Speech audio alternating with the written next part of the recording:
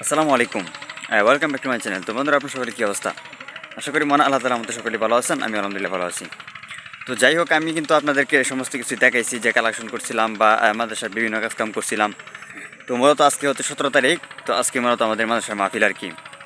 তো মাহফিলটা আজকে 12টা হয়ে গেছি আর কি, মানে একবারে চলে যেতেছি মাহফিলের মধ্যে। মানে আমার দায়িত্ব হচ্ছে আপনার খানাদানা, মানে বদর কমিটি আছে 313 জন আর কি। তো 313 জন এই বদর কমিটি আর কি, মানে খাওয়ানোর দায়িত্ব মানে পড়ছে আর কি। তো যাই হোক, চলে মানে রওনা করছি, মাদ্রাসা যাইতেছি। তো ইনশাল্লাহ মাদ্রাসার মাহফিল যেহেতু কাজকাম আপনাদেরকে দেখাইছি আমি, বা অনেক কিছুই আপনাদেরকে দেখাইছি, শেয়ার করছি। তো ইনশাল্লাহ মাহফিলটা কীরকম হয় সেটাও আমি ইনশাল্লাহ আপনাদেরকে আমি দেখাইবো বা দেখানোর চেষ্টা করব।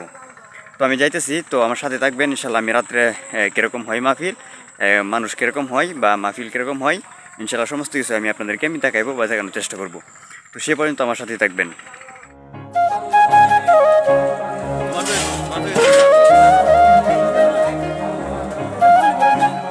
পানি ছাড়তেছে, আয়ালো।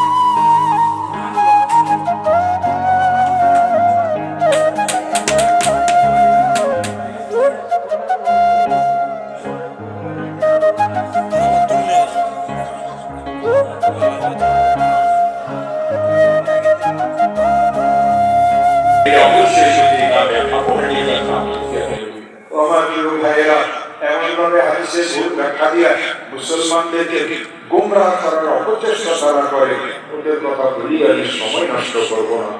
আমি তো এই হাদিসের উপরে খুব সংক্ষেপে কিছু কথাবার্তা বলবো, এরপরে মওলানা অলি সাহেব আসা পর্যন্ত কিছু কথাবার্তা আমি আপনাদেরকে মধ্যে বলবো।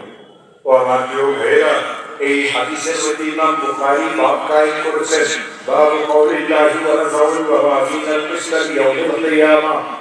এটা কোরআনের কারীমের আয়াত। আল্লাহ রাব্বুল আলামিন ইরশাদ করেন, কিয়ামতের ময়দানে মানুষদের আমলগুলিকে মাপার জন্য ইন্না ফাতাহনা লাকা ফাতহাম মুবিনা। আমি সুসংবাদ দেই, মক্কা বিজয় নামক একটা সূরা আপনার জন্য দিয়ে দিলাম। ও বন্ধু, ওই দিন দেরি নয় যেদিন মক্কার চাপে আপনার হাতে আমি তুলে দেব। মক্কায় আপনি কেন বেঈমান, মক্কায় ঢুকলে আপনার পারমিশন লাগবে, কাটলে পারমিশন লাগবে। আপনার কথা ধরে কেউ মক্কায় ঢুকতেও পারবে না, থাকতেও পারবে না। এই অধিকার আমি বলছি আপনার হাতে তুলে দেব। আল্লাহু আকবার। এই সূরা ফাতহ বিজয় নামক সূরা যখন অবতীর্ণ হলো,